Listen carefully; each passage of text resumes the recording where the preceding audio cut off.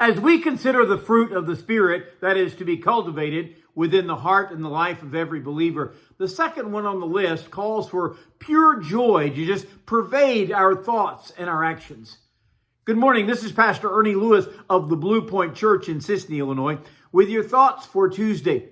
As the Apostle Paul enumerates that list of fruit that is provided or produced by the Spirit in the believer's life in Galatians 5:22, he says that joy should be cultivated and should be evident within us. He says in Galatians 5:22, "But the fruit of the Spirit is love, joy, peace, long-suffering, kindness, goodness, faithfulness, gentleness, self-control, and against such there is no law." You know, I read somewhere that joy was defined as a pleasurable feeling or emotion caused by success or good fortune. But I disagree with that definition. If you're having a good feeling due to outward circumstances, that is actually called happiness. Someone also said that joy is the unshakable feeling of well-being despite our outward circumstances. As a matter of fact, Billy Graham actually wrote in his book, Hope for Each Day, and he said, happiness depends on circumstances, but joy depends on our God. We are really describing an inner feeling that we should have because we believe in God. You know, when the Beatitudes say phrases like, blessed are the merciful, it's actually describing an inner joy or a contentment that these people feel, and it's not to be changed by circumstances. I find it interesting that the theme of Philippians as a book is joy or rejoicing. Paul uses that phrase over and over again when he writes to his friends in the church at Philippi.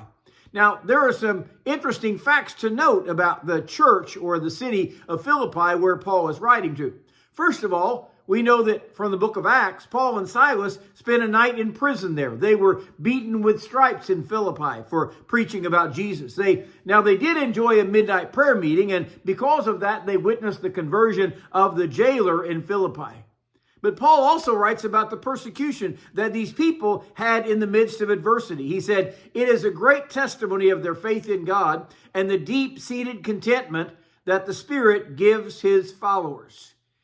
He wrote in Philippians chapter 1 and verse 27 about this persecution that they had been felt by the church. He said, be not in any way terrified of your adversaries.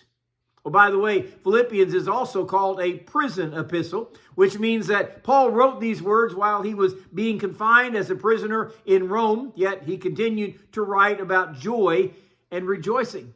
He also commands the Philippians, let this mind be in you, which was also in Christ Jesus, who became a servant and even humbled himself to the death on the cross for us.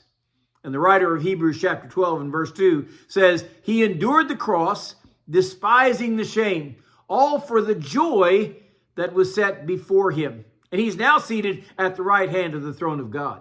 You see, it is the reward at the end of this life that should bring us joy despite the circumstances.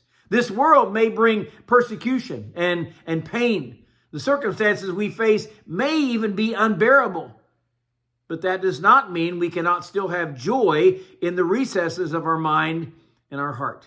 Joy should not be an emotion or a feeling, but a deep-seated decision that we choose every day.